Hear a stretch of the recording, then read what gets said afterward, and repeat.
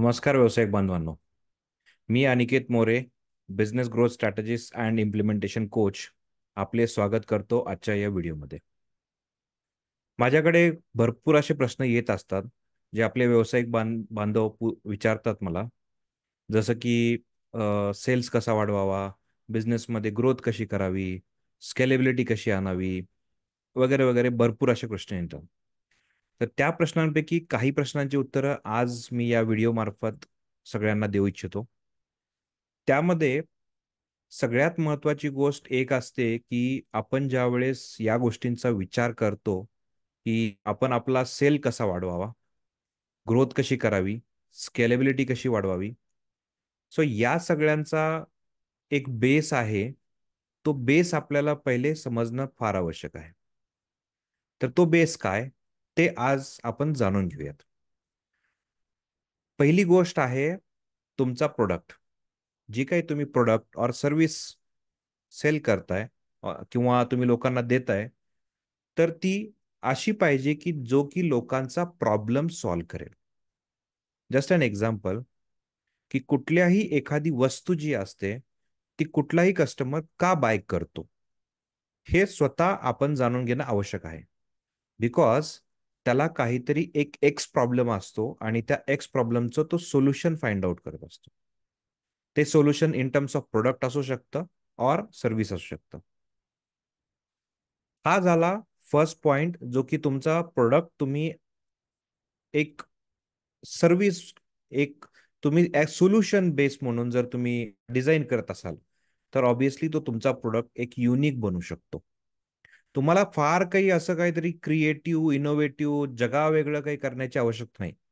तुम्हाला फक्त आणि फक्त तुमच्या कस्टमरला समजणं आवश्यक आहे.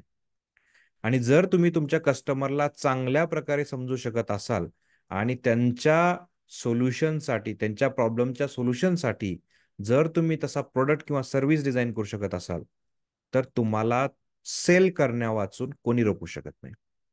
सो सेल करणं म्हणजे फक्त मी कशा प्रकारे सेल्स पिच देऊ शकतो, कसा मी सेल्सी बनू शकतो, सेल्स एक्झिक्युटिव्ह किती चांगला बनू शकतो, ह्यावरती लक्ष देण्यापेक्षा तुम्ही तुमचा प्रोडक्ट किती चांगला डिझाईन करू शकता याकडे लक्ष देणं आवश्यक आहे.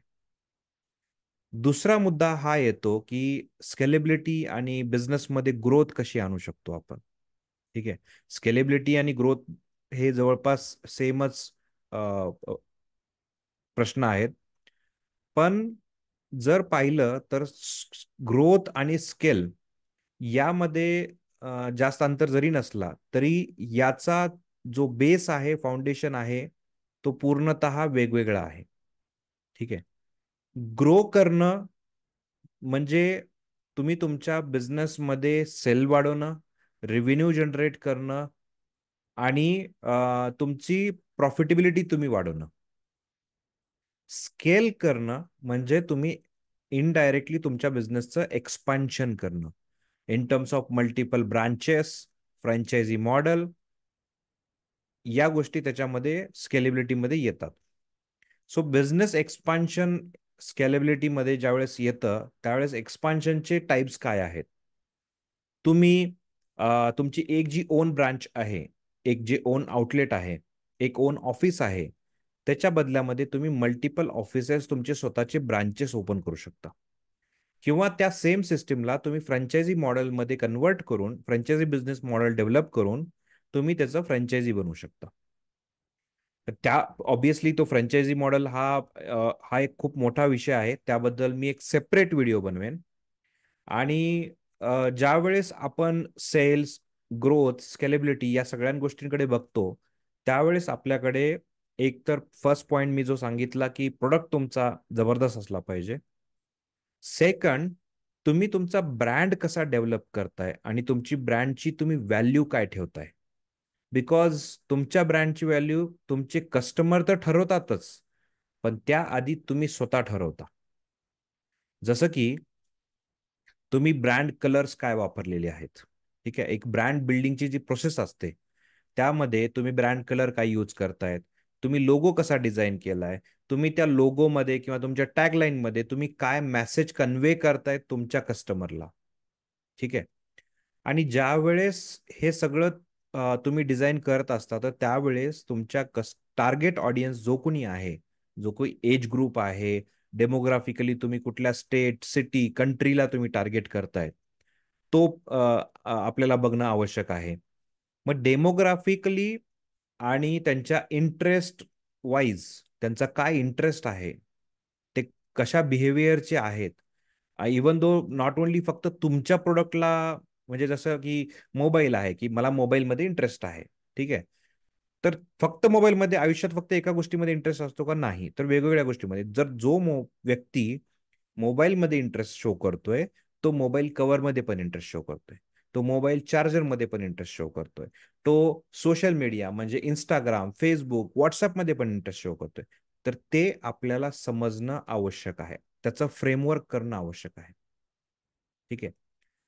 तर ज्या वेळेस तुम्ही तुमच्या राईट टार्गेट ऑडियन्सला समजून घेता, त्यांचा एज ग्रुप, त्यांचा इंटरेस्ट, त्यांचा बिहेवियर, त्यांचा एरिया, म्हणजे ते कुठल्या एरियात राहतात, ते मेट्रो सिटीमध्ये राहत आहेत, टायर 1 सिटीमध्ये राहत आहेत, टायर 2 मध्ये राहत आहेत, ते रुरल एरियामध्ये राहतात का ते अर्बन एरियामध्ये राहतात, हे सगळं ज्यावेळेस तुमच्याकडे डेटा असेल, ज्याच्यासाठी की तुम्हाला स्वतःला रिसर्च करायला लागेल, बिकॉज बिझनेस तुमचा, प्रोडक्ट तुमचा, कस्टमर तुमचा, बरोबर. तर तो रिसर्च करत असताना तुमच्याकडे जर तो डेटा असेल, एक बेसिक तुम्हाला माहिती असेल की तुम्ही कुणाला टार्गेट करतायत आणि कशासाठी टार्गेट करतायत, काय सेल करण्यासाठी टार्गेट करतायत, तर तुमचं ब्रँडिंग त्याच्या अकॉर्डिंग तुम्हाला डिझाईन करणं आवश्यक आहे. कलर कॉम्बिनेशन, लोगो, टॅगलाईन, तुम्ही काय मेसेज देतायत, हे सगळं त्याच्या बेसवरती तुम्हाला डिझाईन करणं आवश्यक आहे.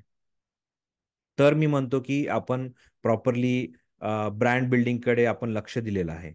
ठीक आहे. त्यानंतर ज्यावेळेस आपण ग्रोथकडे पाहतो, एकतर आपला प्रोडक्ट व्यवस्थित आला, त्यानंतर आपल्याकडे एक प्रॉपर आपण ब्रँड डिझाईन केला, त्यानंतर आपण जी काही सर्व्हिस किंवा आपण जे प्रोडक्ट सेल करतोय, त्यासाठीची आपले ऑपरेशन्स आपण कसे मॅनेज करतो. जसं की आपण स्वतः एक एक्झाम्पल आहे की बाबा सोलोप्रेनियर आहेत, जे की इंडिव्हिज्युअल एंटरप्रेन्युअर्स आहेत, त्यांना आपण सोलोप्रेनियर म्हणतो.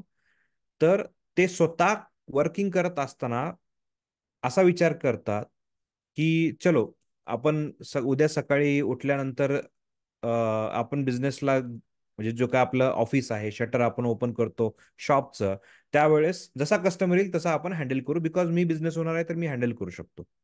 पण तसं नसतं. एक आपली स्टँडर्ड ऑपरेशन प्रोसिजर म्हणजे SOP जी असते ना, ती आपण डिझाईन करणं आवश्यक आहे, तुम्ही सोलोप्रेनर असाल तरी पण. आणि जर तुमच्याकडे स्मॉल टीम आहे, बिग टीम आहे, तरी सुद्धा तुम्हाला इन फ्युचर त्या SOPs फॉलो करायला लावणं तुमच्या एम्प्लॉईजला, हा तुमची जिम्मेदारी आहे. आणि इंडिव्हिज्युअली तुम्ही सुद्धा ती फॉलो करणं ही पण तुमची जिम्मेदारी आहे. सो त्यामुळं हे सगळं तुम्ही कशा प्रकारे प्लॅन आउट करता आणि कशा प्रकारे एक्झिक्यूट करता, त्यावर तुमच्या बिझनेसचा सेल, तुमच्या प्रोडक्टचा सेल, तुमच्या सर्व्हिसेसचा सेल आणि तुमच्या बिझनेसची ग्रोथ आणि स्केलेबिलिटी आणि एक्सपान्शन मॅटर करतो. सो या सगळ्या गोष्टींना जर प्रॉपरली तुम्हाला स्ट्रक्चराइज करायचं असेल, तर त्यासाठी तुम्हाला बिझनेस स्ट्रॅटेजी आहे. जोपर्यंत तुम्ही तुमच्या बिझनेसमध्ये प्रत्येक एका डिपार्टमेंट वाईज, ऑब्विसली तुम्हाला याच्यातली गंमत सांगतो, की हे तुम्हाला फक्त एकदा करायचंय. बिकॉज जोपर्यंत तुम्ही तुमच्या प्रोडक्टमध्ये किंवा बिझनेसमध्ये काही चेंजेस करत नाही, डेव्हलपमेंट आणत नाही, तोपर्यंत तुम्हाला तीच SOP फॉलो करायची, स्ट्रॅटेजी फॉलो करायची. आणि जेव्हा तुम्ही कुठला नवीन प्रोडक्ट लॉन्च कराल किंवा बिझनेसमध्ये काही चेंजेस आणाल, तर तुम्हाला त्या स्ट्रॅटेजीमध्ये थोडेसे चेंजेस करायचे आहेत. 20-30% चेंजेस करायचे, बाकी 70-80% तोच तुम्हाला स्ट्रॅटेजी फॉलो करायची. सो ती स्ट्रॅटेजी आणि स्ट्रॅटेजिक प्लॅनिंग करणं फार आवश्यक आहे, जर तुम्हाला तुमच्या बिझनेसमध्ये ग्रोथ पाहिजे असेल, सेल्स इम्प्रूव्हाइज करायचा असेल, रेव्हेन्यू जास्त जनरेट करायचा असेल तर. आणि त्यासाठी तुम्ही ओव्हरऑल एक बिझनेस प्लॅन आणि तुमचा एक बिझनेसचा ग्रोथ रोड मॅप तुम्ही डिझाईन करणं आवश्यक आहे. तर स्ट्रॅटेजिक प्लॅनिंगचं प्रत्येक बिझनेसमध्ये इंडिव्हिज्युअली सोलोप्रेनियरी कोणी काम करत असेल, छोटं ऑर्गनायझेशन किंवा मोठं ऑर्गनायझेशन, मोठे मोठे व्यवसाय, मोठ्या मोठ्या कंपनीज ज्या आहेत त्या, युनिकॉर्न कंपनी वगैरे आपण जे बोलतो, किंवा बिग स्टार्टअप्स आपण ज्यांच्याबद्दल आपण ऐकतो न्यूजमध्ये, तर किंवा शार्क टँक मध्ये आपण पाहतो या सगळ्या गोष्टी. तर ते का ह्या गोष्टी करू शकतात? बिकॉज त्यांच्याकडे त्यांची एसओपी डिझाईन्ड असते ऑन पेपर, आणि त्यांचे स्ट्रॅटेजिक प्लॅनिंग पूर्ण क्लिअर असते. त्या बेसवरती तो कॉन्फिडन्स येतो. आपण समोरच्यांना आपला प्रोडक्ट पिच करू शकतो, आणि आपल्याला माहिती असतं की एखादी आपण सर्व्हिस किंवा प्रोडक्ट देत असताना आपल्या पाठीमागं एक एसओपी सेट आहे, जेणेकरून तो फक्त एक वन पेजर और वॉट एव्हर जे काय असेल ते, ठीक आहे, तर ते तुम्ही पाहिलात की मला माहिती आहे की हा स्टेप 1, स्टेप 2, स्टेप 3, स्टेप 4 हे फॉलो केल्यानंतर आपण बेस्ट ऑफ बेस्ट सर्व्हिस आपल्या कस्टमरला देऊ शकतो.